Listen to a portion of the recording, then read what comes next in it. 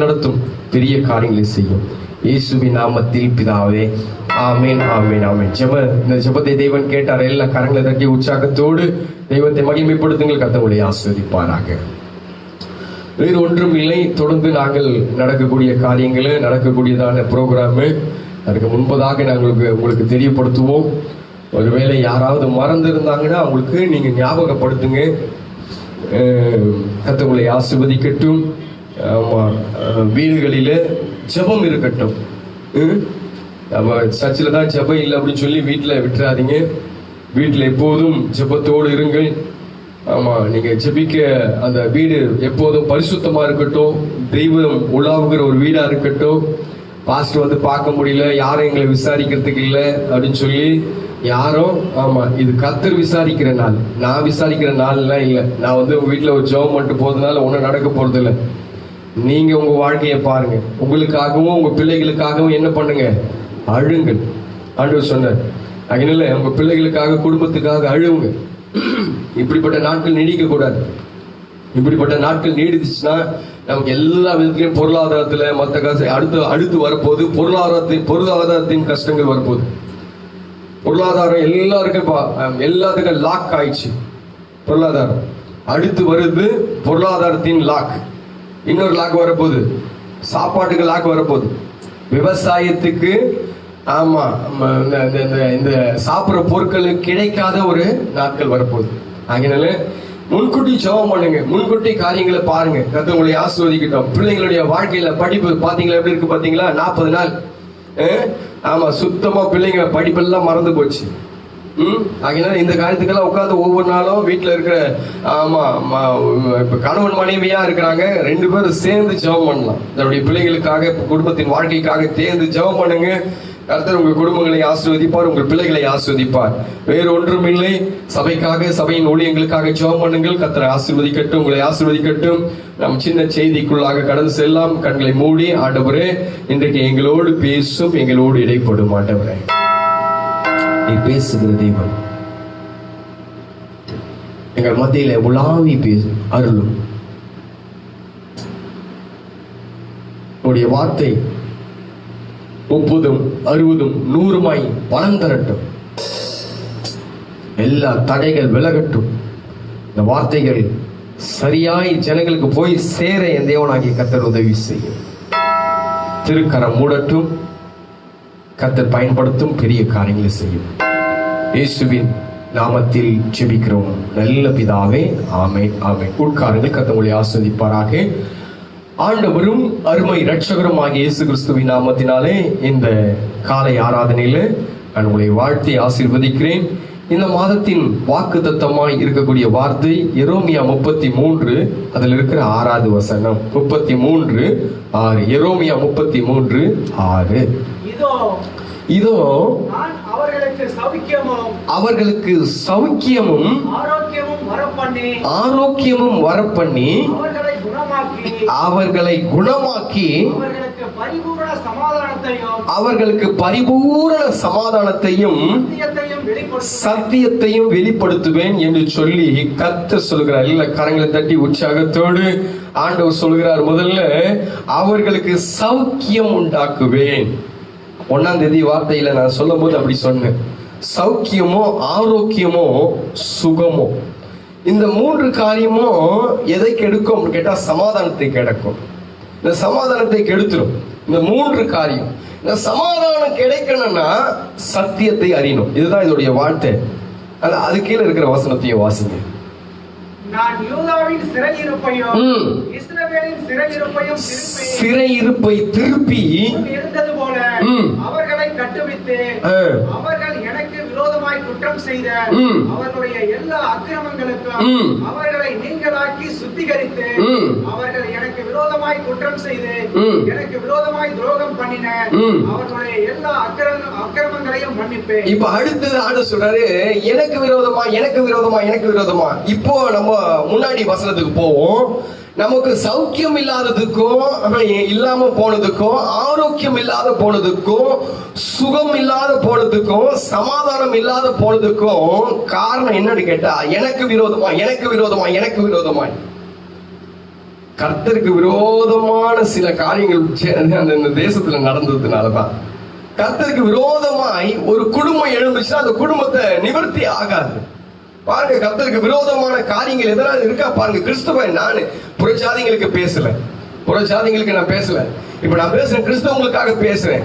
நீ கிறிஸ்தவனா இருக்கக்கூடிய நான், அபிஷேகம் பெற்ற நான், அல்லது ஞானஸ்தானம் பெற்று பேர் மாற்றிக்கொண்ட நான், என் குடும்பத்துல என்ன கர்த்தருக்கு விரோதமான காரியம், கர்த்தருக்கு விரோதமான காரியங்கள் இருக்கும் போது அந்த இடத்துல சௌக்கியம் இல்லாமல் போகிறது. குடும்பத்துல சௌக்கியம் இல்லை, குடும்பத்துல ஆரோக்கியம் இல்லை. இன்றைக்கு தேசத்திலே அது நடக்குது. தேசத்துல ஜெபிக்க வேண்டியவன் ஜெபிக்கல. என்ன கேட்டா, அந்த கொரோனா ஏன் சீனா ஏன் இந்த இடத்துக்கு வந்துச்சு அப்படின்னு கேட்டா, நான் சொல்றேன் இந்த இடத்துல வந்திருக்க கூடாது. ஏன்னா நாங்க 20 நாள் அந்த ஸ்டார்டிங்ல எங்களுக்கு தெரிஞ்ச அந்த நாள்ல இருந்து 20 நாள் தொடர்ந்து பாஸ்டிங் பிரேயர்ல தொடர்ந்து நாங்க ஜெபம் பண்ணும்போது டெய்லி ஜெபம் பண்ண, ஆண்டவரே என் தேசத்துக்கு வரக்கூடாது, தேசத்துக்கு வரக்கூடாது, தேசத்துக்கு வரக்கூடாது. ஜெபத்தை கேட்கலையா? கேட்டார் ஜெபத்தை. ஏன் தேசத்துக்கு வராது? ஜெபிக்கிற தேசத்துக்கு வராது. தேசம் என்பது நீ, உனக்குள்ள அது வரக்கூடாது. உன் குடும்பம் தேசம் என்பது கணவன், மனைவி, அம்மா, அப்பா, மாமனார், மாமியார், குடும்பத்தில் இருக்கிறதான பிள்ளைங்க. இது ஒரு தேசம். உன் தேசத்துக்கு அது வரக்கூடாது, வராது. ஜெபிக்கிறவன் குடும்பம் சந்தோஷமா இருக்கும். ஜெபிக்கிறவன் குடும்பத்துல ஒரு ஆசீர்வாதத்தின் ஊற்று கண்களை ஆண்டவர் திறந்தனே இருப்பாரு. ஜெபிக்காம போயிட்டு ஜெபிக்க வேண்டிய நேரத்துல ஜெபிக்கல. ஆண்டவர் சில பேருக்கு ஊழியத்தை கொடுத்தார். ஒரு வசனம் அப்படிதான் சொல்கிறது. தீமோத்தேயு புஸ்தகம் 1ஆம் அதிகாரம் 8வது வசனமா வாசிங்க பார்க்கலாம். உண்மை உள்ளவன் என்று கருதி என்னை பலப்படுத்துகிற நம்முடைய கர்த்தராகிய இயேசு கிறிஸ்து என்னை உண்மை உள்ளவன் என்று எண்ணி இந்த ஊழியத்தை கொடுத்தார். என்ன சண்டை பண்ண? உண்மை உள்ளவன் என்று ஊழியத்தை கொடுத்த அநேக ஊழியக்காரன் ஊரை சுத்தி இருக்கிறான். ஊழியம் சும்மா சாதாரணமாலாம் வந்ததெல்லாம் இல்ல. இந்த ஊழியெல்லாம் அப்படி எல்லாம் இல்ல. ஆரம்பத்துல உட்கார்ந்து நல்லா ஆண்டவரை நைஸ் பண்ணி ஜபத்தையும் வரங்களையும் வாங்கிட்டு கொஞ்சம் காசு பணம் வந்துச்சுன்னா ஊரை சுத்துற கேஸ் எல்லாம் இல்ல. சனிக்காம உட்கார்ந்து சுத்திகரிச்சிருக்கணும். ஊழியக்காரன் சுத்திகரிப்போடு இருக்கணும். ஊழியக்காரன் உன்னை ஆசீர்வதிப்பான்னு சொல்லி ஜனங்களை ஏமாத்தி இன்றைக்கு ஜனங்களையும் பாவத்துக்குள்ளாக தள்ளிட்டான். ஊழியக்காரன் பாவத்துக்குள்ளாக போயிட்டான்.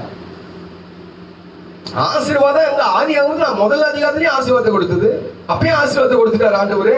அதுக்கப்புறம் என்னதுக்கு ஆசீர்வாதம்? ஆண்டவர் செக் போட்டு கொடுத்துட்டாரு, நம்ம சாங்ஷன் பண்ணி வாங்க வேண்டியதான் நம்முடைய வேலை.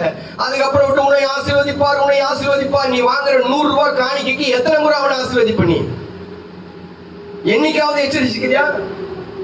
என்னைக்காவது வாதை வரும் சொல்லி இருக்கிறியா? என்னைக்காவது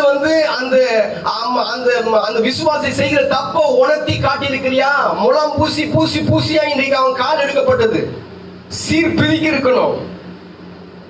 சீர்பிதிக்கி அதுல இருக்கிறதானே அழுக்க வெளியே எடுத்திருக்கணும். அவனை எங்க ஓடி போயிடுவான், சபையை விட்டு போயிடுவான். சபையை விட்டு போனா 1000 விசுவாசி விட்டு உள்ள வருவான்.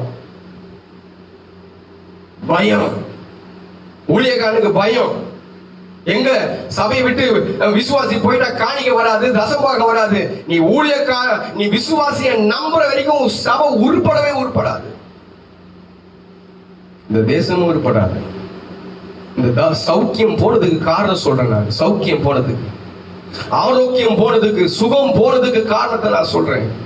சுகமோ ஆரோக்கியமோ குடும்பத்திலையும் சரி தேசத்திலையும் சரி போனதுக்கு காரணம் நீங்க தான் சார். ஜெபிக்க வேண்டிய நான், ஆண்டவர் எதற்கோ டைம் கொடுத்து, எதற்கோ நேரத்தை கொடுத்து, எதற்கோ சொந்தக்காரனை பார்க்கறதுக்கு முன்கூட்டியே போயிடுவோம். ஒரு ஃபங்க்ஷன் ஆச்சுன்னா முன்கூட்டியே போயிடுவோம். ஒரு கல்யாணம் ஆச்சுன்னா முன்கூட்டியே போயிடுவோம். அதுக்காக பிரயாசப்படுவோம். 1 வாரம் பிரயாசப்படுவோம். தேவனுடைய ஊழியம் செய்யறதுக்கு என்னைக்காவது பிரயாசப்பட்டியா? ஜெபிக்கிறதுக்கு என்னைக்காவது பிரயாசப்பட்டியா? இன்னைக்கு ஜபம் நடந்து போறோம்பா, 8 மணிக்கு ஜபம்பா, வாங்கப்பா அப்படின்னு சொன்னா 8:10க்கு வர ஆள் நீ. உன்னாலதான் அந்த ஜெபத்துல உட்கார்ந்து அங்கேயும் எங்கேயும் ஆண்டவர் முன்னாடி உட்கார்றாரு சொல்லி எண்ணமே இல்லை விசுவாசிக்கு. சபையில 30 வாட்டி எழுந்து போய் 30 வாட்டி சுத்தி திரியும். உன்னாலதான். இதுதான் ஆரோக்கியம் போனதுக்கு காரணம் நீதான். ஒரு குழந்தை போச்சுன்னா அந்த குழந்தையே பார்த்து சிரிச்சு நிற்ப. சபையில தேவன் உட்கார்ந்து இருக்கிறார், பயம் இல்லை உனக்கு. தேவன் ஆவி சபையில இருக்கிற பயம் உனக்கு இல்லை. அப்பதான் செல்போன் வரும். செல்போன் எடுத்து அப்பதான் மெசேஜ் பார்ப்பேன். குட்டிச்சோரா போவோம் வாழ்க்கை, குட்டிச்சோரா போவோம். தேவனுடைய சபையில வந்து செல்போன்ல கைய வச்ச ஆண்டவர் கணக்கு கேட்பார். இது கர்த்தருக்காக கொடுக்கிற நேரம். அவன் செல்போன்ல தான் மெசேஜே பார்க்கறான், செல்போன்ல தான் அவன் பைபிளை திருப்பி பார்க்கறான். கண்டு போன கர்மமும் அதுலதான் வருகிறது, விபச்சாரம் அதுல இருக்கிற அருவருப்பு ஆபாச படங்கள் அதுலதான் வருகிறது. அதுலயே ஒரு பைபிள் வச்சு அதுலயே பார்க்கறான் அவன். ஆண்டவர் ஏன் தேசத்துல இப்படி வாதையை உண்டாக்க மாட்டாரு? இப்ப தெரிஞ்ச யார் காரணம் சொல்லி ஆண்டவர் சொல்றாரு, சௌக்கியத்தை சௌக்கியம் இல்லை இந்த தேசத்துல, சௌக்கியம் இல்லை இந்த தேசத்துல, ஆரோக்கியம் இல்லை இந்த தேசத்துல, சுகம் இல்லை இந்த தேசத்துல, சமாதானம் இல்லை. இப்ப அணைந்து திரிறாங்க. ஐயோ எப்போ எப்போ எப்போ லாக்டவுன் முடியும், எப்போ லாக்டவுன் முடியும்? இப்ப முடியாது. மனம் திரும்ப முடியும், மனம் திரும்ப முடியும். ஆண்டவருக்கு கொடுக்கக்கூடிய நேரத்தை ஆண்டவருக்கு கொடு முடியும். உன்னை ஆண்டவர் எதற்காக அழைத்தாரோ அதற்காக புரிந்து கொண்டு அந்த வேலையை செய்ய அப்ப முடியும். குடும்பமா சேர்ந்து தெய்வத்தை ஆராதிங்க, தெய்வத்தை தேடுங்க, அப்ப முடியும். ஒரு வசனம் கூட சொல்றதில்ல, ஒரு வசனம் சொல்றதில்ல, என் நாமம் தரிக்கப்பட்டு என் ஜனங்கள், 7வது அதிகாரம் வாசிங்க பார்க்கலாம். என் நாமம் தரிக்கப்பட்ட என் ஜனங்கள் தங்களை தாழ்த்தி, ஒரு வசனம் இருக்கா பாருங்க.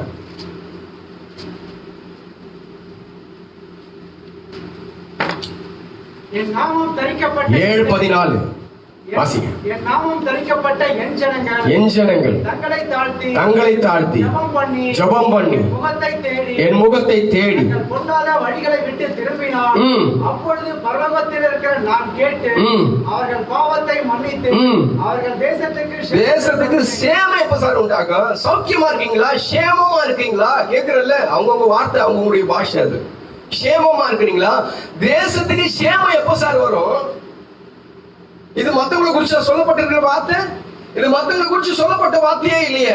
தேசத்தின் ஜனமே, உங்களை நீங்கள் தாழ்த்துங்கள், உங்கள் பொல்லாத வழிகளை விடுங்கள், கர்த்தருடைய முகத்தை தேடுங்கள் சொல்லவே இல்லை. அதுக்கு மாறா என்ன வசனம்? எப்படி சொல்றது அந்த வசனம்? என் நாமம் தரிக்கப்பட்ட என் ஜனம். இயேசுடைய பேரை வாங்கி வச்சிருக்கிற நீ, இயேசுடைய பேரை வாங்கி வச்சிருக்கிற நீ, இவன்தான் பீடி விற்கிறது, இவன்தான் சிகரெட் விற்கிறது, இவன்தான்.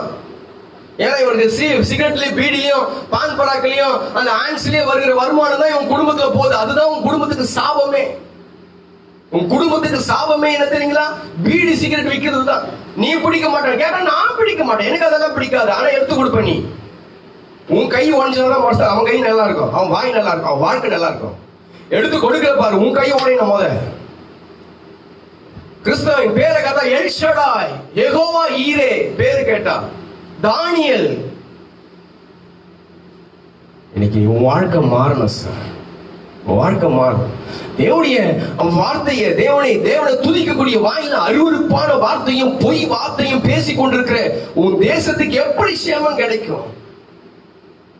பெருமையை சேர்த்துக் கொண்டிருக்கிற, கர்த்தரை பெருமைப்படுத்த வேண்டிய நீ ஊரெல்லாம் பேனர் அடிச்சு ஒடுத்திக்கிறீங்க. இன்னைக்கு இருக்க கேவலமான செயல், எனக்கு பிடிக்காத கேவலமான, நான் மனம் நொந்து போகிற ஒரு காரியம். ஒரு சாப்பாடு பட்டத்தை கொடுத்து கிறிஸ்தவன் அதுல ஒரு போட்டோ எடுத்து வாட்ஸ்அப்ல போடுறான்.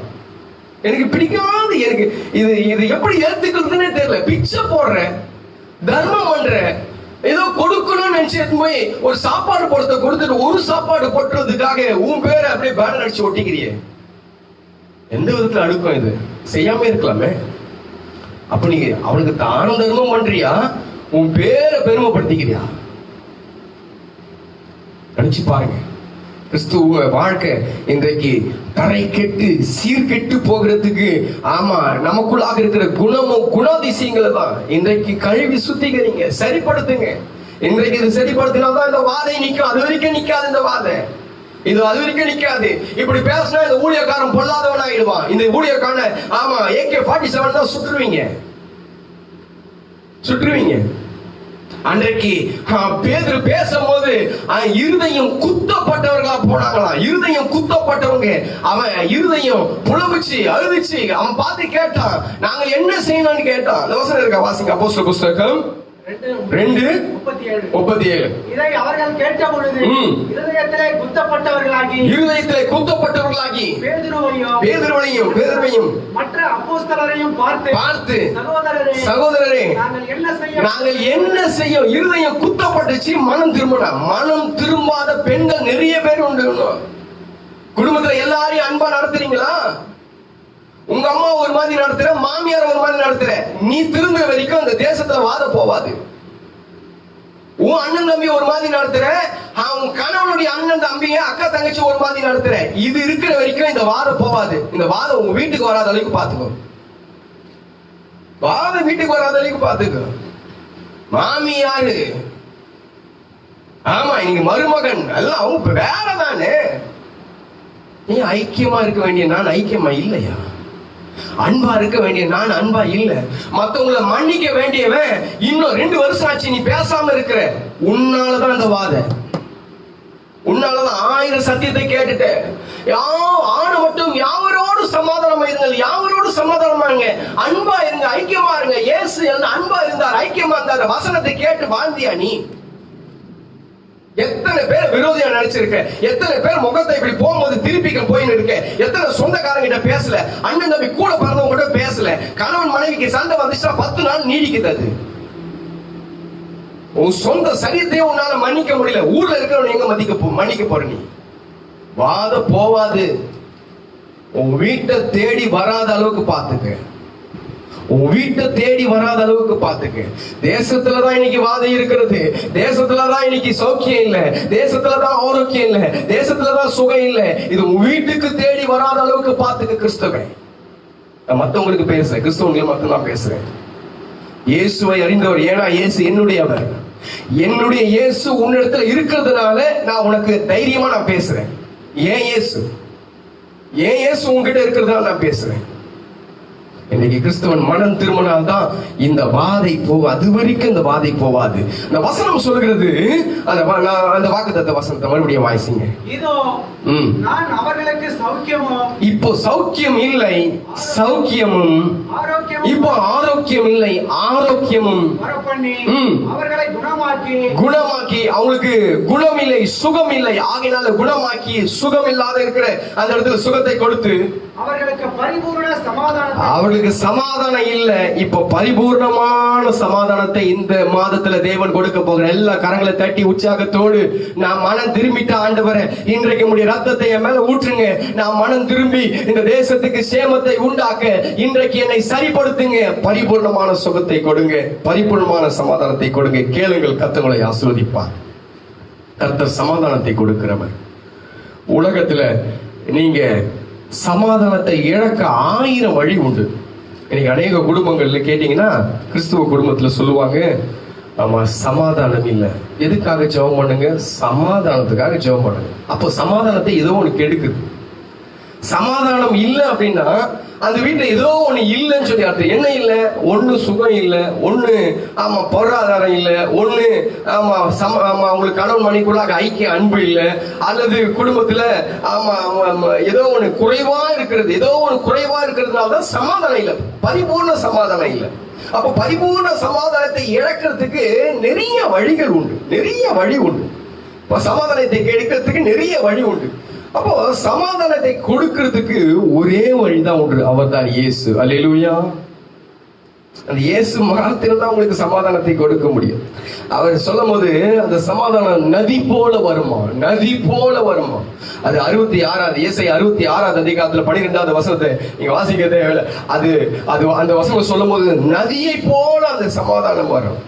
ஆதியாகமம் 49வது அதிகாரத்துல 10வது வசனத்துல சொல்லும் போது அது சமாதான கர்த்தர் என்று சொல்லப்பட்டிருக்கிறது. அவர் பேரே சமாதான கர்த்தர். ஏசாயா 9வது அதிகாரத்துல 6வது வசனத்துல சொல்லும் போது சமாதான பிரபு என்று சொல்லப்பட்டிருக்கிறது. சமாதானத்தை கொடுப்பவரே அவர்தான், பிரபு அவர். உன் குடும்பத்துக்கு தேசத்துக்கு சமாதானத்தை கொடுக்கணும்னா அவர் தான் கொடுக்க முடியும். இன்றைக்கு தேசம் சமாதானம் இல்லாமல் அலைகிறது. நினைச்சு பாருங்க, நினைச்ச இடத்துக்கு போக முடியல. எங்கேயாவது யாருக்காவது ஏதாவது 1000 ஆண்டு பக்கு பக்குன்னு அடிக்குது மனுஷனுக்கு. நமக்கு சொல்ல போனா நமக்கே அடிக்குது, ஏதாவது நமக்கு எதனா ஆயிடுமா அப்படின்னு சொல்லி. கொஞ்சம் தொண்டையோ கொஞ்சம் ஜலதோஷமோ கொஞ்சம் இரும்புலோ வந்துச்சுன்னா நம்ம பயப்படுறோம். ஐயோ, அவர் சமாதான பிரபு. அல்லேலூயா. தேசம் இழந்து போன சமாதானத்தை அவர் கொடுக்க அவர் வல்லமை உள்ளவராய் இருக்கிறார். மீக 5வது அதிகாரத்தில் 5வது வசனம் சொல்கிறது, அவரே சமாதான காரணர். அவர் தான் சமாதான காரணர். அவர்கிட்ட தான் அந்த சமாதானம் கிடைக்கும், வேற யார்கிட்டையும் கிடைக்காது. போலாம் இன்னைக்கு சமாதானத்தை தேடி அங்கேயும் இங்கேயும் போலாம். அந்த சமாதானத்தை தேடி எங்கேயோ போய் என்னவதியோ செய்யலாம். அந்த சமாதானம் ரொம்ப நேரம் நிற்காது.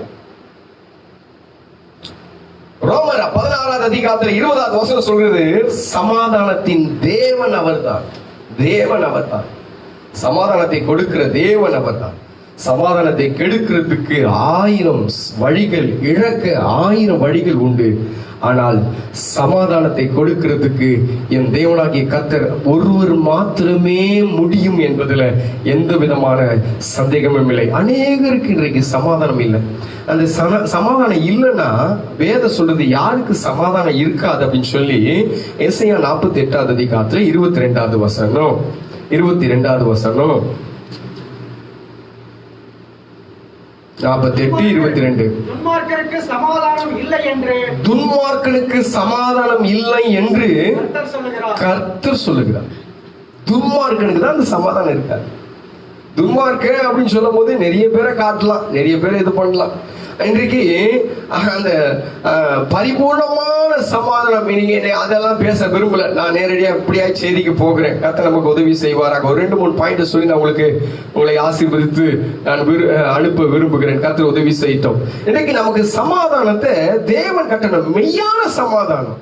இந்த டாக்டர் சொல்வதை போல இல்ல. இந்த டாக்டர் கிட்ட தான் எனக்கு கொஞ்சம் இதா இருக்கும். எப்படின்னு கேட்டீங்கன்னா, இந்த டாக்டர் ஒரு வியாதிக்காக கொண்டு போவாங்க, இந்த மாதிரி அப்படின்னு சொல்லுவாங்க. அவரு கேட்பாரு, டாக்டர் போடணும்னா உட்கார வச்சு என்ன விஷயம் அவர் தான் கண்டுபிடிக்கணும். ஏன்னா திடீர்னு பல்லு வலி வந்துச்சு, என்ன பண்ணுவான்?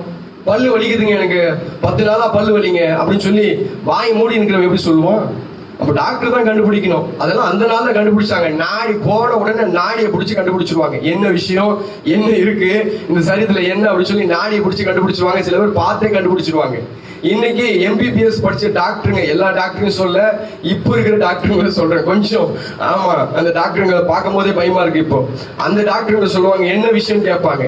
என்ன விஷயம் கேட்ட பிறகு அவங்க சொல்லுவாங்க, 3 நாளா இந்த மாதிரி வியாதி, இந்த மாதிரி விஷயம். அவங்க சொல்லுவாங்க, 4 நாளைக்கு மாத்திரை கொடுத்துட்டு 4 நாளைக்கு பின்னாடி வந்து பாரு அப்படின்வாங்க. அதுக்கு என்ன அர்த்தம் கேட்டா, 4 நாள் ஆனாலும் அந்த வியாதி குணமாகாதுன்னு சொல்லி அர்த்தம்.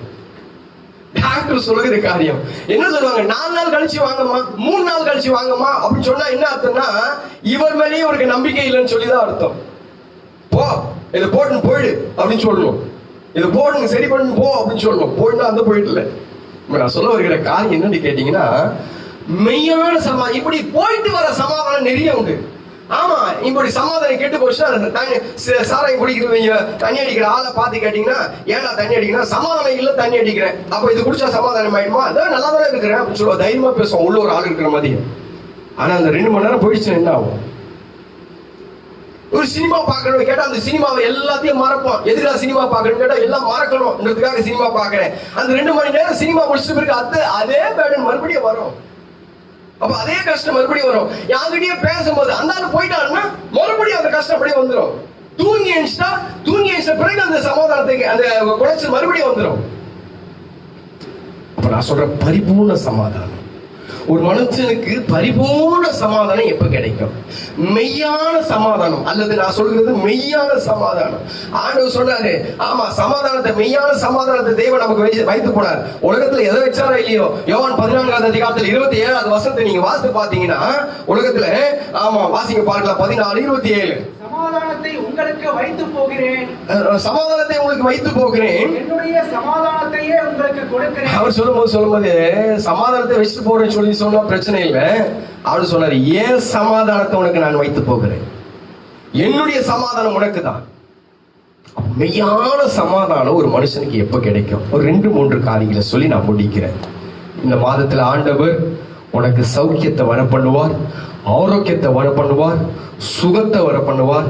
எல்லாவற்றுக்கும் மேலாக உனக்கு சமாதானத்தை வர பண்ணுவார். மெய்யான சமாதானத்தை தேவன் நமக்கு தர உண்மை உள்ளவராக இருக்கிறார்.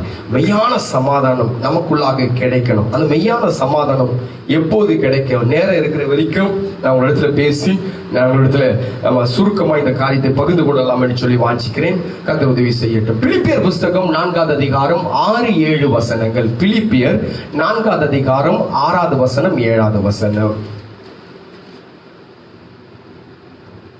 நீங்கள் ஒன்றுக்கும் கவலைப்படாமல் எல்லாவற்றையும் குறித்து உங்கள் விண்ணப்பங்களை ஸ்தோத்திரத்தோடு கூடிய ஜெபத்தினாலும் வேண்டுதலினாலும் தேவனுக்கு தெரியப்படுத்துங்கள். அப்பொழுது எல்லா புத்திக்கும் மேலான தேவ சமாதானம் இருதயங்களையும் சிந்தைகளையும் கிறிஸ்து இயேசுவுக்குள்ளாக. அப்போ தேவ சமாதானம், நான் சொன்ன சமாதானத்தின் தேவன், சமாதானத்தின் காரணர், சமாதான பிரபு சொன்னல. இந்த தேவ சமாதானம் எப்போது நமக்குள்ளாக வரும் அப்படின்னு கேட்டா, இவர் அதுக்கு பவுல் அழகாய் சொல்லுகிறாரு, நீங்கள் ஒன்றுக்கு கவலைப்படாம எல்லாவற்றை குறித்தும் ஸ்தோத்திரத்தோடு தேவனுக்கு தெரியப்படுத்துங்க. விண்ணப்பத்தினால ஜெபத்தினால. நான் யோசிக்க ஆரம்பிச்சேன், இப்ப ஜெபம் பண்றதுனால என்ன சமாதானம்? ஆண்டவர் சொல்லும் போது இப்படியே சொல்றாரு, அந்த வார்த்தை தேவ வார்த்தையை சொல்லும் போது ஜெபம் பண்ணா சமாதானம் கிடைக்கும். எனக்கு ஜெபம் பண்ணாவா இல்ல. இங்க ஜெபம் அப்படின்னு சொல்லும் போது இங்க கொஞ்சம் அந்த வார்த்தையை கொஞ்சம் உள்ள போய் நாம் தியானம் பண்ணும் போது எப்படி சொல்கிறார், ஆபிரகாமுக்கு ஆண்டவர் உற்பத்தி காலத்துல ஒரு பிள்ளையை கொடுத்தார், ஈசாக்கு என்கிற ஒரு பிள்ளையை கொடுத்தார். அந்த ஈசாக்கு என்பதுக்கு மகிழ்ச்சி. அந்த 100 வயசுல ஆண்டவர் கொடுத்த அந்த பிள்ளை, அந்த குடும்பம் அப்பொழுது ஒரு பெரிய மகிழ்ச்சியை காண்பது. பெரிய மகிழ்ச்சி. ஈசாக்கு என்பதுக்கு மகிழ்ச்சி என்று சொல்லி அர்த்தம். அப்போ அந்த மகிழ்ச்சி அந்த குடும்பத்துக்கு எப்போது வந்தது? அது வரைக்கும் சமாதானமே இல்லை. எல்லாம் நடக்கும் போது ஆண்டவர் சொல்றாரு, இவன் தான் என் பிள்ளையா, இதுதான் எனக்கு இல்லையா, எனக்கு இந்த வயசுல இந்த பிள்ளை இல்லையே, எல்லாத்தையும் நான் என்ன பண்ணுவேன் அப்படின்னு சொல்லி எல்லாத்தையும் புலம்பிக் கொண்டுதான் இருக்கிறாரு. அவர் வெளியே உட்கார்ந்து கொண்டு இருந்தார். வசனம் சொல்லும் போது வெளியே உட்கார்ந்து கொண்டு, தனிமையா உட்கார்ந்து கொண்டுதான். தனிமை. அந்த பிள்ளை இல்லைன்னு குடும்பத்துல இருக்கிற எல்லா காரியமும் போனது போலவே இருந்துச்சு. அவனுக்கு ஆசீர்வாதம் நிறைய இருந்துச்சு, ஆனா சமாதானம் மாத்திரம் இல்லை. அப்ப ஈசாக்கு பிறந்த உடனே ஒரு பெரிய சமாதானம் அந்த குடும்பத்தை நடத்துகிறது. பார்த்தேன், ஏன் எப்படி அந்த ஈசாக்கு அந்த அந்த அந்த நேரத்துல ஈசாக்கு என்ற மகிழ்ச்சி அந்த குடும்பத்துக்கு எப்படி வந்து சொல்லி பார்க்கும்போது, நீங்க 18வது அதிகாரத்தை எடுத்து பார்த்தீங்கன்னா விடாவரியா அந்த காரியம் ஒடுக்கப்பட்டிருக்கும். 18வது அதிகாரம் 23வது வசனம் 24வது வசனம். சமீபமாய் சேர்ந்து துன்மார்க்கனோடே நீதிமானையும் அழிப்பீரோ? பட்டணத்துக்கு உள்ளே ஒருவேளை 50 நீதிமான்கள் இருப்பார்கள், அதற்குள் இருக்கும் அந்த 50. அவர் சொல்றாரு, இப்போ ஜெபிக்க ஆரம்பிக்கிறாரு. எங்க சோதமுக்கும் இவருக்கு சம்பந்தமே இல்லை. அந்நிய தேசத்துக்காக, அந்நிய தேசத்துல ஏதோ ஒரு காரியம் நடக்குது. அதுதான் நம்ம ஆரம்பத்திலேயே முடிச்சிருந்தோம்னா அந்த கதையை அங்கேயே முடிச்சிருக்கோம். இந்த சீனாக்காரங்கிட்டே முடிச்சிருக்கோம். அங்கேயே கையை கழுவி அங்கேயே முடிச்சிருக்க வேண்டிய வேலை இப்ப நம்ம கையை கழுவ வேண்டிய வேலையா இருக்குது. நம்ம கையை கழுவி இந்த மாத்திரம் சானிடைசர் வேற தேய்க்கணும், இதுக்கு மூஞ்சிக்கு வேற முகமுடி போடணும். ஏற்கனவே தாலி அத்துன்னு போறான். இப்ப மூஞ்ச முடி இது தெரிய மாட்டேங்குது. இப்போ எல்லாம் லாக்டவுன். அவங்கவங்க ஊர்ல நடமாடும் போது ஏடிஎம் தூக்கின்னு போற ஆளு இன்னைக்கு இப்ப மூஞ்ச மூடிக்கின்னு முகமுடிய மூடிக்கின்னு இன்னைக்கு என்ன நடக்குதுன்னு தெரியல. இன்னைக்கு எங்கேயோ முடிக்க வேண்டிய வேலை, அந்நிய தேசத்துக்கு வேற தேசத்துக்கு வரும்போதே இங்க ஜெபம் பண்ண வேண்டிய வேலை. அங்க நமக்கு தெரியப்படுத்தலன்னா பரவாயில்ல. 1ஆம் தேதி ஆண்டவர் தெரியப்படுத்துறாரு. 1ஆம் தேதி தீர்க்க தரிசன வார்த்தையில வருகிறது, கண்ணுக்கு தெரியாத ஒரு கொடிய வியாதி இந்த தேசத்தை ஆட்கொள்ள போகிறது. இன்னும் வார்த்தையும் சொல்லியிருக்காரு. இன்னும் வார்த்தையை நீ அதுக்கெல்லாம் இப்ப ஜெபம் பண்ணீங்கன்னா சரியாயிடும். பஞ்சம் வருமா, பூகம்பம் வருமா? இந்த வருஷத்துல சொன்ன வாக்குத்தத்தம், பஞ்சம் வரும், பூகம்பம் வரும். இதுக்கு முன்னாடி நடந்தது எல்லாம் எப்படிலாம் நடந்துச்சோ அதெல்லாம் இப்ப மறுபடியும் நடக்கும். ஒன்னே தாங்கல நினைச்சு பாருங்க. அப்பவே அட்டாக் பண்ணி நிக்க வேண்டிய வேலை, அப்பவே அதை எச்சரிச்சு அப்படியே அதை லாக் பண்ணி அப்பவே லாக் பண்ண வேண்டிய வேலை. அப்ப அங்க லாக் பண்ணிருந்தா, அந்நிய தேசத்துக்கு வரக்கூடிய காரியத்தை லாக் பண்ணிருந்தா நம்ம லாக்டவுன் ஆக வேண்டிய அவசியமே இல்லை. இன்னைக்கு நம்மளாம் லாக்டவுன் 40 நாள் லாக்டவுன்ல இருக்கிறோம். இன்னும் 15 நாள். என்ன தேவடி பிள்ளைங்கள, அன்றைக்கு அவர் செஞ்ச காரியம் என்னன்னு கேட்டா, அந்நிய தேசத்துல, அந்த தேசத்துக்கு இவருக்கு சம்பந்தமே இல்லை, பிரிச்சுன்னு போனவும் போயிட்டான். போன உடனே ஜெபிக்க ஆரம்பிக்கிறாரு. ஆமா, 23வது 24வது வசனத்துல 50 நீதிமான் இருந்தார். ஆமா, 28வது அதிகாரத்துல 40 நீதிமான்கள் இருந்தார். ஆமா, 30வது அதிகாரத்துல 30 நீதிமான்கள் இருந்தார். 31ல 20 இருந்தார். 32ல 10. ஆண்டவரே குறைஞ்சு அப்படியே வருகிறார். ஆண்டவரே ஆண்டவரே ஆண்டவரே ஆண்டவரே. ஜெபம், ஒரு ஜெபம் ஒரு மனுஷனுடைய வாழ்க்கையில இருக்கும் போது அந்த வாழ்க்கையை ஆண்டவர் மகிழ்ச்சிக்குள்ளாக உண்டாக்குவார். யாருக்காக? மற்றவங்களுக்காக. யோபு ஜெபிச்சார் பாத்தீங்களா? இந்த கஷ்டத்துல ஜெபிக்க முடியுமா? இந்த கஷ்டத்துல ஜெபிக்க முடியுமா? பெத்து எடுத்த 10 பிள்ளையும் செத்து போச்சு. உச்சந்தலை முழங்கி உள்ளங்கால் வரைக்கும் வியாதி. மனைவியே தனக்கு விரோதமா எழும்புனா, அப்போ அவன் வேலைக்கார எல்லாம் போச்சு. அவன் சேர்த்து வச்ச சொத்து, சம்பாதிச்ச சொத்து எல்லாம் போச்சு. அப்பவும் ஒரு மனுஷனுக்கு ஜெபம் வர எப்படி சார் வரும்? நான் எனக்கு தான் ஜெபிச்சிருப்பேன். நீங்களாம் எப்படி தெரியல, நீங்களாம் பரிசுத்தவான்கள், நீங்களாம் யோபு, நீங்கள் உத்தமன், சன்மார்க்கன், தேவனுக்கு பயந்தவர்கள்.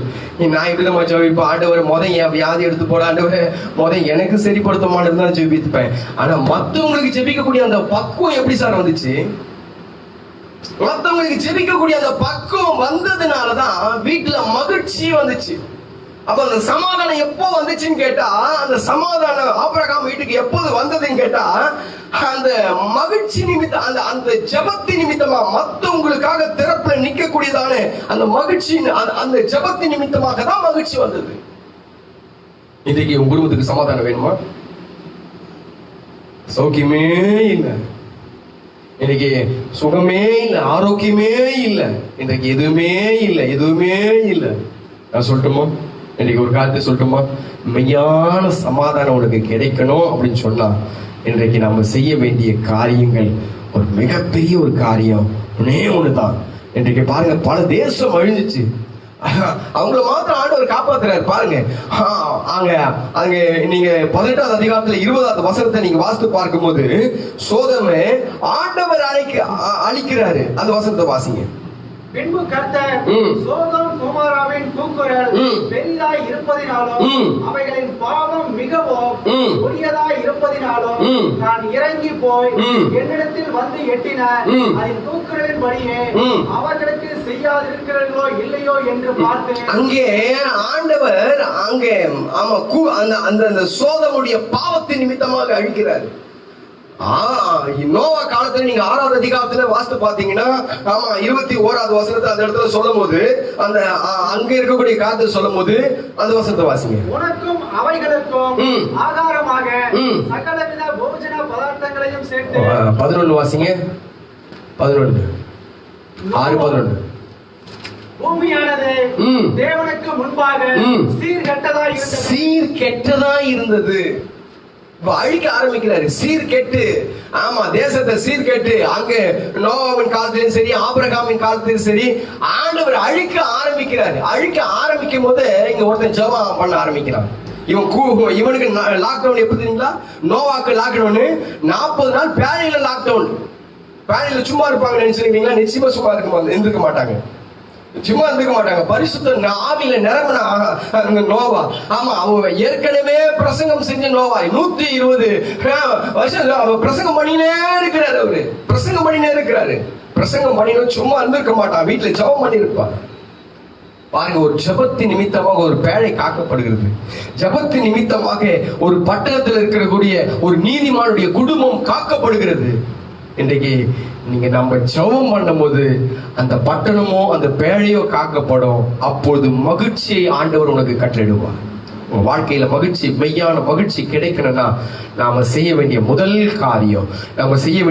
காரியம் நமக்குள்ளாக ஒரு ஜெபம் அவசியம் என்பதுல எந்த விதமான சந்தேகம் இல்லை. 2வதாக ஒரு காரியத்தை உங்களுக்கு நான் சொல்லி கடந்து செல்கிறேன். 2வதாக ஒரு காரியம் எடுத்து வாசிங்கள் பார்க்கலாம். ரோமர் எழுதின புஸ்தகம் 8வது அதிகாரம் 6வது வசனம். ரோமர் 8:6. மாம்ச சிந்தை மரணம், ஆவியின் சிந்தையோ ஜீவனோ சமாதானமும். அடுத்தது மாம்ச சிந்தையில ஆவியின் சிந்தை. ஆமா, பரிசுத்த ஆவியின் சிந்தை. இப்போ கிறிஸ்தவனுக்கு தான் நான் அடிக்கடி சொல்றேன், இவங்களுக்கு எல்லாம் பேசல, இவங்களுக்கு தான் பேசுறேன் அப்படின்னு சொல்றேன். இப்போ ஒரு கிறிஸ்தவனுக்கு ஆவியின் சிந்தை வேணும். நமக்குள்ளாக ஆவியில ஒரு கால்குலேட் வேணும். நமக்கு சொல்லுவாங்க, எனக்கு நான் சரியா பேசுறேன், எனக்கு நான் சரியா நடந்துக்கிறேன், எனக்கு யாரை கேட்டாலும் அவங்க அப்படிதான் சொல்லுவாங்க. நான் என்ன பொறுத்த வரைக்கும் நான் கரெக்டா இருக்கிறேன், உன்னை பொறுத்த வரைக்கும் நீ கரெக்டா இருக்கிற, கர்த்தரை பொறுத்த வரைக்கும் உன்னை பொறுத்த வரைக்கும் நீ கரெக்டா இருக்க, என்ன பொறுத்த வரைக்கும். ஆகியதான் ஒரு வசனம் சொல்லும் போது, நீதிமொழிகள் 16 அதிகாரத்துல 25 வசனம் சொல்லும் போது 16, 25 வசனங்கள் வாசிக்கும் போது இப்படியா சொல்லுகிற, வாசிங்க. மனுஷனுக்கு செம்மையாக தோன்றுகிற வழி உண்டு, அதன் முடிவோ மரண வழி. அவன் சொல்ல, மனுஷனுக்கு செவ்வையாய் தோன்றுகிற வழி உண்டு, அது உனக்கு நல்லது. சில பேர் சொல்லுவாங்க, நான் எனக்கு ஏற்றபடி நான் நல்லபடி நடந்துக்கிறேங்க, எனக்கு தப்பாவே தோணல. உனக்கு தப்பா தோணாது, கர்த்தருடைய பார்வையிலிருந்து நீ பாருங்க. கர்த்தருடைய பார்வையில் இந்த மாம்ச சிந்தை இல்ல, ஆவியின் சிந்தை ஒரு மனுஷனுக்கு வேண்டும். உன் குடும்பத்தை நடத்த ஆவியின் சிந்தை வேணும். உன்னுடைய தொழிலை நடத்த ஆவியின் சிந்தை வேணும். ஆவியின் சிந்தையோடு உன் குடும்பம் நடக்கிறதா? ஆவியின் சிந்தையோடு நடந்து கொண்டு இருக்கிறீங்களா? ஆவியின் சிந்தையோடு உன் வாழ்க்கை நடந்து கொண்டு இருக்கிறதா? ஆவியின் சிந்தை இல்லாத பட்சத்துல உனக்கு இந்த சமாதானம் கெட்டு போயிடும். ஆவியின் சிந்தை இல்லாத பட்சத்துல உன் வாழ்க்கை போயிடும். ஆவியின் சிந்தை இல்லாத பட்சத்துல உன் பிசினஸ் போயிடும். ஆவியின் சிந்தை இல்லாத பட்சத்துல உன் குடும்பமே தடுமாறும். ஆவியின் சிந்தை தேவை. ஆமா, உனக்கு செவையாய் தோன்ற, உனக்கு நல்லா தோன்ற, உன் வாழ்க்கை. ஆமா, என்ன பொறுத்த வரைக்கும் தப்பு இல்லை, என்ன உன்னை பொறுத்த வரைக்கும் தப்பு இல்லை, கர்த்தரை பொறுத்த வரைக்கும் தப்பு. அது தெய்வத்தை பொறுத்த வரைக்கும் அது தவறான காரியம். அப்ப ஆவியின் சிந்தையில ஒரு மனிதன் வாழக்கூடுமானால், ஆவியின் சிந்தையோடு ஒரு மனுஷனுடைய வாழ்க்கை இருக்கக்கூடுமானால், அவருடைய வாழ்க்கை சந்தோஷமாய் மகிழ்ச்சியாய் இருக்கும் என்பதுல எந்த விதமான சந்தேகம் இல்லை. எழுது வாசிங்க, பிரசங்கி புஸ்தகம் 2வது அதிகாரம் 3வது வசனத்திலிருந்து வாசிங்க. 3வது வசனத்திலிருந்து. வானத்தின் கீழ் மனுபுத்திரர் உயிரோடு இருக்கும் நாளளவோ பெற்று அனுபவிக்கத்தக்கது இன்னதென்று அறியும் பொருட்டு என் இருதயத்தை ஞானத்தினால் தேற்றிக் கொண்டிருக்கும் போதே நான் என் தேகத்தை மதுபானத்தால் சீராட்டி கொண்டிருக்கவும் மதியினத்தை பற்றி கொண்டிருக்கவும் என் உள்ளத்தில் வகை தேடினேன். உள்ளத்தில் 1000 அது நீங்க வீட்டுல நீங்க பிரசங்கம் முடிச்ச பிறகு வீட்டுல வாசித்து இருக்காங்க. உள்ளே அவனுக்குள்ளாக உள்ள 1000 காரியம் வந்து போகும். ஆவியில கொஞ்ச நேரம் நிக்க வச்சு செய்ய. ஆவியில் நிக்க வைக்கிறது எப்படின்னா, கர்த்தரும் இது கர்த்தருக்கு முன்பதாக இப்ப நான் செய்கிற காரியம், நான் பேசுகிற வார்த்தை இப்ப வாயில கொட்டிடுவான். சில பேர் வாயை திறந்தா படபடன்னு கொட்டிடுவான். அவன் பாட்டுக்கு பொறிஞ்சு தள்ளிடுவான். இல்லைங்க, அவன் தேவனுடைய பிள்ளைங்க. இந்த வேதம் சும்மா வீட்டுல வைக்கிறதுக்கெல்லாம் இல்லை. இந்த வேதம் உன்னை நியாயம் தீர்க்கணும். தினந்தோறும் அந்த வேதத்தை வாசிக்கும் போது நியாய தீர்ப்பு நமக்கு உண்டாகணும். தினந்தோறும் அந்த வேதத்துக்கு சத்தியத்தோடு, இந்த சத்தியம் என்ன வழி நடத்தணும், சத்தியம் என்ன சரிப்படுத்தணும். உன் நடக்கை ஆவில இருக்குதா பாருங்க, ஆவில இருக்கா பாருங்க. உன் பிசினஸ் ஆவில இருக்கா, உன் குடும்பம் ஆவில இருக்கா. ஆவியில் இல்லைன்னா சமாதானம் வராது. ஆவியில இருந்தா சமாதானம், நீ மாம்சத்துல இருந்தா சமாதானம் வராது. நீ ஆவி இல்லாம போச்சுன்னா உன் வாழ்க்கையில சமாதானம் கிடைக்கிறதுக்கு வாய்ப்பே இல்லை. உன்னை நம்பி கொடுத்திருக்கிற ஊழியம் நினைச்சு பாருங்க. ஆவி இருக்கா அந்த ஊழியத்துல? உன்னை நம்பி கொடுத்திருக்கிற சபை, அந்த சபையில ஆவி இருக்கா? உன்னை நம்பி கொடுத்திருக்கிற குடும்பம், அந்த குடும்பத்துல அது இருக்கா? உன்னை நம்பி ஆண்டவர் உனக்கு ஒரு பிசினஸ் கொடுக்கிறாரு, ஒரு வேலையை கொடுக்கிறாரு, அது உத்தமத்தோடு ஆவியில ஆண்டவரே அப்படி செய்ய முடியுதா? காலைல போன உடனே உன் சேர்ல உட்காரும் போது, ஆண்டவரே இந்த நாளை நீங்க நடத்துங்க, என் மாம்சத்தின் படி நான் செய்யக்கூடாது, ஆவியின் படி நான் ஒவ்வொரு காரியத்தை செஞ்சாலும், ஒவ்வொரு கையெழுத்து போட்டாலும் ஆவியின் படி நான் செய்யணும் சொல்ல முடியுதா? அப்படி சொன்னா உன் குடும்பத்துல பூரண சமாதானம் கிடைக்கும். இந்த மாசம் கொஞ்ச நேரம் ஒரு நிமிஷம் கேளுங்க. நீ பேசுவதற்கு முன்பதாக, நீ செய்வதற்கு முன்பதாக, நீ நடத்துவதற்கு முன்பதாக ஆண்டவர்கிட்ட ஒரே ஒரு செகண்ட் கேளுங்க. ஆண்டவரே செய்யட்டோமா வேண்டாமா கேளுங்க. ஒரு குடும்பமே பிடிச்சுன்னு போயிட்டாங்க, தன்னுடைய பிள்ளைகள் மனைவி எல்லாத்தையும் பிடிச்சுன்னு போயிட்டாங்க. தாவீது அழுது முடிச்சுட்டு ஒரு காரியத்தை செஞ்சாரு. ஆண்டவரே பின் தொடரட்டுமா வேண்டாமா? உன் காரியத்தை ஆவியில கலந்து செய்ய முடியுதா?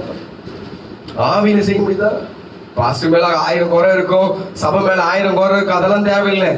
ஆவியில கலந்து நீ கர்த்தருக்காக செய்ய வேண்டிய காரியங்கள், கர்த்தருக்காக செய்ய வேண்டியதான ஊழியத்துல உனக்கு ஆவி இருக்கணும். அப்படி இருக்கும் போது ஒரு குடும்பத்துல எல்லாவற்றையும் விளக்க நேரம் இல்லை. நான் இன்னொரு காரியத்தை சொல்லி நான் கடந்து செல்கிறேன். கர்த்தர் உதவி செய்வாராக. இன்றைக்கு மாம்ச சிந்தை மரணம், ஆவியின் சிந்தை உனக்கு சமாதானத்தை கொடுக்கும். மூன்றாவதாக ஏசாயா தீர்க்க தரிசன புஸ்தகம் 26:3. உம்மை உறுதியாய்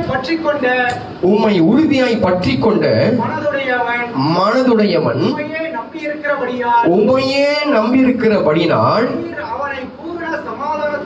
நீர் அவனை பூரண சமாதானத்துடன் அடுத்து கர்த்தர் மேல ஒரு நம்பிக்கை. ஆமா, கர்த்தரையே பற்றி கர்த்தரையே நம்பக்கூடிய ஒரு வாழ்க்கை. இது பார்க்கறதுக்கு பைத்தியக்காரத்தனமா இருக்கும், இது கேட்கறதுக்கு பைத்தியக்காரத்தனமா இருக்கும். ஆமா, நான் கை உழைச்சாதானே எனக்கு சாப்பாடு அப்படின்னு சொல்லுவாங்க. இல்ல நான் வேலைக்கு போனா, இல்லைங்க, நீ வேலைக்கு போகிறதுக்கு உனக்கு பலன் தேவை. ஆகியதான் சங்கீதக்காரன் 18வது சங்கீதத்துல 1வது வார்த்தையில சொல்லும் போது இப்படியா சொல்கிறார். 1வது சங்கீதம் 18:1 என் பலனாகிய கர்த்தாவே உனக்கு அப்புறம் என் வேலை, எனக்கு அறிவு, உனக்கு அறிவை கொடுக்கிறது யாரு? கர்த்தர்.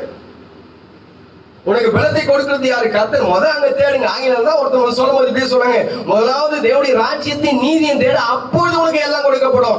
நான் போவேன், நிக்கிறேன், அப்படி நான் போவேன் அப்படின்னு சொன்னா ஆண்டவர் முன்னாடி வைப்பாரு, ஒரு லாக்டவுன் வைப்பாரு, முன்னாடி வைப்பாரு ஒரு லாக்டவுன். அப்போ என் நம்பிக்கை கர்த்தர். இந்த மாசம் நீ கர்த்தரை நம்பினா வாழ்க்கையில பரிபூர்ணமான சமாதானம். அது வரைக்கும் சமாதானம் கிடைக்காதுங்க.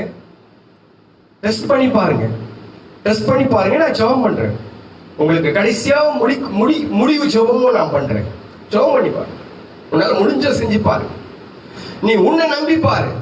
உன் கையை நீ முத்தமிட்டு பாரு, உன்னுடைய காரியத்தை நீ நம்பி பாரு. அதே நேரத்துல கர்த்தரையும் நம்பி பாரு. நான் அடிக்கடிக்கு சொல்வேன், என் பிரசங்கத்துல 10 பிரசங்கத்துல 5 பிரசங்கத்தை இப்படி வந்துடும், 10 பிரசங்கத்துல 5 பிரசங்கம் இப்படி வந்துடும். என் சாட்சி சொல்லிடுவேன். நான் படிப்பறிவில்லாதவன். நான் படிக்கும் போது ஜெயிலுக்கு போனால் 13 வருஷம் ஜெயில வாழ்ந்தால் 16 வழக்குகள் என் மேல இருந்துச்சு, ஒரு கொலை குற்றத்தை உட்பட. எனக்கு அறிவு திறமை அப்படிலாம் தெரியாது. எனக்கு காசு கொடுத்தா அதான் செய்வோம், அவ்வளவுதான். காசு கொடுத்தா அதெல்லாம் செய்வோம். இன்றைக்கு உட்கார்ந்து வேதத்தை ஜனங்களுக்கு போதிக்கிற அளவுக்கு அறிவை கொடுத்தது கடவுளுங்க. நான் படிச்சதுக்கு அப்புறம் நான் படிக்கல, போய் எங்கேயும் போய் ஃபர்ஸ்ட்ல இருந்து 7ஆவதுல இருந்து அதுக்கப்புறம் 8ஆவது 9ஆவது 10ஆவது 11ஆவது டிகிரி முடிக்கவே இல்லை. இதுக்கப்புறம் டிகிரி முடிக்கல. சில பேர் போட்டுக்கிறவங்க அது மாதிரி டிகிரி எல்லாம் போடல, அதனாலதான் போட்டா 7ஆவது தான் போடணும். கர்த்தர் நடத்துறாரு. என் நம்பிக்கை எப்படி இருந்துச்சு? ஆண்டவரே ஊழியத்துக்கு அழைச்சிட்டு சொன்னீங்க, நீங்க ஊழியத்துக்கு நீங்க தான் கூப்பிட்டீங்க, நான் வரல ஊழியத்துக்கு. நான் ஊழியத்துக்கு வரலன்னு சொல்ல. ஆண்டவர் சொல்றாங்க, நீ என் தாசன், உன்னில் நான் மகிமைப்பட வா, ஊழியத்துக்கு நீங்க தான் என்ன கூப்பிட்டீங்க. நான் போய் தலையை சொல்லிட மாட்டேன், நான் போய் யாருக்கையும் கையேந்த மாட்டேன், நான் போயிட்டு அப்புறம் என்ன விஷயம் அப்படி சிரிச்சுலாம் நிக்க மாட்டேன். வெட்டு ஒண்ணு துண்டு ஒண்ணு பேசுவேன், இப்படிதான் பேசுவேன். யாரையும் நான் மதிக்க, நான் ஸ்டேஜ்ல ஏறினா எப்படிப்பட்ட ஆட்கள் வந்தாலும் அவனுக்கு மரியாதை கிடைக்காது என்கிட்ட. கர்த்தருடைய ஊழியக்காரன் நான் அப்படிதான் பேசுவேன். இப்படி சம்மதம் தான் ஊழியத்துக்கு என்ன கூப்பிடுங்க அப்படின்னு சொல்லி ஊழியத்துக்கு அவர் மேல நம்பிக்கை வச்சதுனாலதான் இன்னைக்கு தைரியமா நின்று பேசுற. எந்த காணிக்கையும் நம்பல, எந்த பெரிய ஆளையும் நம்பல, எந்த கோடீஸ்வரையும் நம்பல. போனால் போகட்டும், போட அப்படின்னு போய் வெளியே போனா போட அப்படின்னு சொல்லி கேட்கறது, அவனை போய் திருப்பி கூப்பிடவே மாட்டேன் நான். இன்றைக்கு வரைக்கும் நடக்கிற காரியங்கள் அது. என்ன நம்பல? கர்த்தரை நம்புறேன். 20 வருஷமா கர்த்தரை நம்பி இந்த ஊழியத்தை செய்யறேன். போகிற இடத்துல எல்லாம் தைரியமாய் பேசிக் கொண்டிருக்கிறேன். ஆண்டவர் வசனங்களை, நான் படிப்பறிவில்லாதவனா இருந்த போதிலும் ஆண்டவர் வசனங்களை கொடுத்து வசன மூலியமாய் பேசிக் கொண்டிருக்கிறார். யார் மேல கையை வைக்கிறனோ சுகமாகிறது, அநேகருக்கு நன்மை உண்டாகிறது, அநேகருக்கு ஆசீர்வாதங்கள் உண்டாகிறது. எத்தனையோ பிள்ளைகளை தூக்கி பெயர் வச்சிருக்கிற, எத்தனையோ பிள்ளைகளுக்கு திருமண காரியங்களை செஞ்சிருக்கிற, எத்தனையோ பிள்ளைகளுக்கு அபிஷேகம் பண்ணி ஊழியத்தை அர்ப்பணிக்க தேவன் என்னை பயன்படுத்தினார். காரணம் என்னதுங்களா? என் திறமெல்லாம் ஒண்ணு இல்லை. உன் திறமைன்ட்டு ஏதாவது நினைச்சுனா இன்னைக்கு இல்லாக்குது. கர்த்தரை நம்பி பாருங்க. அவர் சொன்னாரு, அவர் மேல அவரை உறுதியாய் பிடித்து கொண்டு அவர் மேல உறுதியாய் நம்பிக்கை வச்சு அவரை சார்ந்து போங்க. இன்றைக்கு இந்த மாதத்துல உங்களுக்கு பூரண சமாதானம் கிடைக்கும். அவரை நம்புறவங்களுக்கு தான். அவரை யாரெல்லாம் பற்றி கொள்கிறார்களோ அவர்களுக்கெல்லாம் நீதிமொழிகள் எழுதின புஸ்தகத்துல 3வது அதிகாரம் 5வது வசனம் 6வது வசனம் சொல்லுகிறது. 5:6 நீதிமொழிகள் 3:5-6. உன் சுய புத்தியின் மேல் சாயாமல் உன் முழு இருதயத்தோடும் கர்த்தரில் நம்பிக்கையாய் இருந்து உன் வழிகள் எல்லாம் அவரை நினைத்துக்கொள். அப்பொழுது அவர் உன் பாதைகளை செவ்வாய் கொடுப்பார். என்ன உங்களுடைய நீ படிச்சிருக்கலாங்க, நீங்க படிச்சிருக்கலாம், நான் அதை தப்பு சொல்ல, நீங்க படிச்சிருக்கலாம். உங்களுடைய படிப்பு, எக்ஸ்பீரியன்ஸ், உங்களுடைய அனுபவங்கள், உங்களுடைய காரியங்கள் எல்லாம் தக்க நேரத்தில் உங்களை கைவிடும், தக்க நேரத்தில் கைவிடும். சில டாக்டர்ஸ் எல்லாம் நான் பார்த்துருக்கிறேன், சில டாக்டர்கள் எல்லாம் பார்த்துருக்கிறேன், அவங்ககிட்ட பேசியிருக்கிறேன். அவங்க கடைசியா முடிவில் என்ன சொல்லுவாங்க, இப்ப என்ன முடிவு வருது, ஏன் சார் அன்னைக்கு போறீங்க, இன்னைக்கு நான் முடிவு வருது. எல்லா ஜனங்களையும் பார்த்து, ஊழியக்காரர்கள் எல்லாம் பார்த்து, கொஞ்சம் ஜெபம் பண்ணிக்கங்க, கொஞ்சம் ஜெபம் பண்ணிக்கங்க, கொஞ்சம் ஜெபம் பண்ணிக்கங்க. அன்னைக்கு ஜெபம் உங்களுக்கு கசிச்சிச்சு, இன்னைக்கு எப்படி இருக்கு? இன்னைக்கு உட்காந்து ஒரு நிமிஷமாவது வீட்டை சுத்தி பேய் அடிக்கிறீங்களா? ஒரு நிமிஷமாவது ஆண்டவரே நீர்தான், ஆண்டவரே இதுக்கு முன்னாடி எங்க போனார், 40 நாள் முன்னாடி ஆண்டவர் 40 நாளுக்கு முன்னாடி எங்க போனாருன்னு கேட்கிறேன். டாக்டர் சொல்லுவாங்க எல்லாத்தையும் செய்வேன், காட் இஸ் கிரேட் அப்படின்னு. அவர் கிரேட் தான், அவர் எப்பவுமே கிரேட் தான், எல்லாம் தான். இதுக்கப்புறம் எங்களுக்கு நாங்க முடிஞ்ச வரைக்கும் எங்க மெடிக்கல் நாங்க செஞ்சிட்டோம். இதுக்கப்புறம் மிராக்கள் எல்லாம் அவர் தான் செய்யணும். மெடிக்கல் மிராக்கள் இல்ல. மெடிக்கலை நம்பி இந்த தேசம் எல்லாம் லட்சமாய் ஜனங்க போன ரோட்ல கிடந்துச்சு. எங்களை ஒன்றும் பண்ண முடியாது. நெஞ்ச நிமித்தின எத்தனை தேசங்களில கூட்டமாய் ரோட்ல கொட்டப்பட்டது பிணங்கள். நினைச்சு பாருங்க. கர்த்தரை நம்பு, உன் குடும்பம் காப்பாற்றப்படும். உன் குடும்பத்தை வேலி அடைங்க, கர்த்தர் நிமித்தமாய் வேலி அடைங்க. ஆண்டவரே என் குடும்பத்தை வேலி அடைங்கன்னு சொல்லுங்க. உன் குடும்பத்தை வேலி அடைத்து உனக்கு சமாதானத்தை கொடுப்பார். ஆண்டவரே என் பாதுகாப்பில் இந்த சானிடைசர் போட்டா ஆமா பரவாதெல்லாம் இல்ல, இந்த மூக்குல மூஞ்ச துணியை கட்டிங்கன்னா இது பரவாதெல்லாம் இல்ல. அது வரணும்னு நினைச்சா எப்படி வேணாலும் வரும், எவ்வளவு சுத்தமா இருந்தாலும் வரும். பல டாக்டர்ஸ் செத்து போயிருக்கிறான் அன்னைக்கு. பல டாக்டர்ஸ் நினைச்சு பாருங்க, சுத்தமா இல்லாம இருக்கமா. உங்களுக்கு தெரியாத மெடிக்கலா? அவங்க மெடிக்கலோ, அவங்க படிப்போ, அவங்களுடைய திறமையோ, அவங்களுடைய எக்ஸ்பீரியன்ஸோ அவங்களை காப்பாற்ற முடியல. அவங்களுடைய மருத்துவம் அவங்களை காப்பாற்ற முடியல. இன்றைக்கு உன்னை காப்பாற்றி கொள்ளணும் அப்படின்னு சொன்னா இன்றைக்கு கர்த்தர் நம்ம உனக்கு ஆரோக்கியம் வர பண்றது அவர் தான், சௌக்கியம் வர பண்றது அவர் தான், உனக்கு சுகம் வர பண்றது அவர் தான், எல்லாவற்றுக்கு மேலாக சமாதானத்தை கொடுக்கிறது அவர் தான். அருமையான தேவனுடைய பிள்ளைகளை, இன்னைக்கு நான் உங்களுக்கு 3 காரியத்தை சொன்னேன். ஒன்று, ஜெபம் நமக்கு சமாதானத்தை கொடுக்கும். அந்த ஜெபத்தின் நிமித்தமாய் நமக்கு சமாதானம். 2வது, நான் மாம்ச சிந்தையா இல்லாதபடிக்கு ஆவின் சிந்தையா இருக்கும்போது எனக்கு சமாதானம் கிடைக்கும். 3வது, அவரை உறுதியாய் பற்றி கொள்ளுகிற ஒவ்வொருவருக்கும் தேவன் சமாதானத்தை கொடுப்பான். நம்ம எல்லாம் முழங்கால் படிட்டு தேங்க்யூலா சொல்லும் போது உனக்கு சௌக்கியத்தை வர பண்ணி, இதோ நான் அவர்களுக்கு சௌக்கியத்தையும் ஆரோக்கியத்தையும் வர பண்ணி அவர்கள் குணமாக்கி அவர்களுக்கு பரிபூர்ண சமாதானத்தையும் சத்தியத்தையும் வெளிப்படுத்துவேன். சத்திய வார்த்தையை அடுத்த வார்த்தை நம்ம தியானம் பண்ணுவோம். இன்னைக்கு உனக்கு பூர்ண சமாதானம் கிடைக்கிறதுக்கு 3 வழியை நான் காட்டி கொடுத்தேன். சமாதானத்தை கொடுக்கிறவர் தேவன் மாத்திரமே. உண்மையான சமாதானம், மெய்யான சமாதானம், பரிபூர்ணமான சமாதானத்தை கொடுப்பவர் என் இயேசு மாத்திரமே. என் இயேசு மாத்திரமே அவருடைய சமாதானத்தை உனக்கு கொடுத்தார். இன்றைக்கு அந்த சமாதானம், மெய்யான சமாதானத்தை பெற்றுக் கொள்வதற்கு திறப்புல நில்லுங்க. திறப்புல நிக்கிற ஒரு மனுஷனை தேடினேன் ஆண்டவர் சொல்றார். திறப்புல நில்லுங்க. அழிந்து போகிற ஜனங்களுக்காக ஜெபம் பண்ணுங்க. வியாதி பிடிச்ச ஜனங்களுக்காக ஜெபம் பண்ணுங்க. இன்றைக்கு ஒரு கூட்ட ஜனங்கள் இருக்கிறாங்க, அந்த ஜனத்துக்காக ஜெபம் பண்ணுங்க. அந்நிய தேசத்துக்காக ஜெபம் பண்ணுங்க. ஆண்டவரே அவர்கள் பாவங்களை மன்னிங்க. திறப்புல நில்லுங்க. நீங்க திறப்புல நிற்கும் போது உங்க குடும்பத்துக்கு ஒரு சமாதானம் கிடைக்கும்.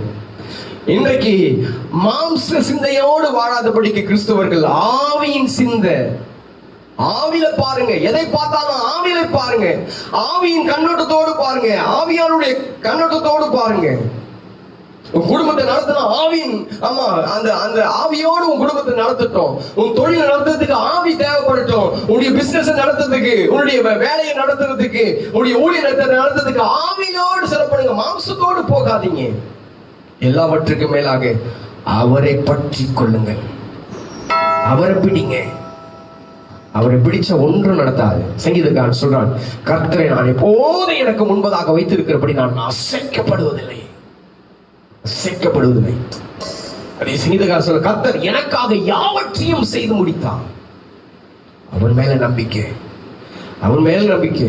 அவனை நம்பிக்கையோடு பற்றி கொண்டு அவன் மேல நம்பிக்கை வைத்து அவரை சார்ந்து கொண்டிருங்க. இந்த மாதத்துல பரிபூர்ணமான சமாதானத்தை தேவன் நமக்கு தருவார். எல்லாம் கொஞ்ச நேரம் தேங்க்யூ லார்ட், உம்மை துதிக்கிறோம், உம்மை மகிமைப்படுத்துகிறோம். பிரைஸ் தி லார்ட், ஹalleluya. நன்றி உமக்கே மகிமை உண்டாகட்டும். பிரைஸ் தி லார்ட், ஹalleluya. நன்றியோடு துதிக்கிறோம். இந்த வார்த்தைகளுக்காக எல்லாம் ஸ்தோத்திரம் பண்ணலாமா? ஷாபாதுரா லபு ஷிகரதுரு. நன்றி தேங்க்யூ ஜீசஸ். இயேசு மகாராஜாவே, ஒரு வல்லமை எங்களுக்கு தாங்க கர்த்தாவே. இன்றைக்கு உண்மை நம்புகிற அந்த வல்லமை, அப்ப ஆவில நடக்கிற கர்த்தாவே அந்த வல்லமை, ஜெபிக்கிற அந்த வல்லமை எங்களுக்குள்ளாக கடந்து செல்லட்டும், கடந்து வரட்டும் பரிபூர்ணமான சமாதானத்தை. ஹalleluya. ஓ,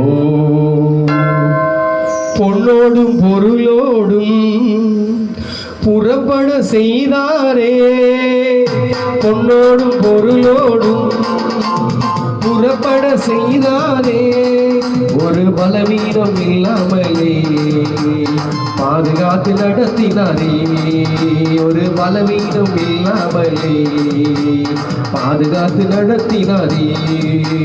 பாடி கொண்டாடுவோம், கோடி நன்றி சொல்லுவோம். பாடி கொண்டாடுவோம், கோடி நன்றி சொல்லுவோம். திருப்தியாகி நடத்திடுவார், தேவைகளை சந்திப்பார். எல்லாம் விசுவாசத்தோடு மீதம் எடுக்க வைப்பார், பிறருக்கு கொடுக்க வைப்பார். சேர்த்து சொல்லலாமா? திருப்தியாகி நடத்திடுவார், தேவைகளை சந்திப்பார், மீதம் எடுக்க வைப்பார், பிறருக்கு கொடுக்க வைப்பார். பாடி கொண்டாடுவோம், கோடி நன்றி சொல்லுவோம். பாடி கொண்டாடுவோம், கோடி நன்றி சொல்லுவோம்.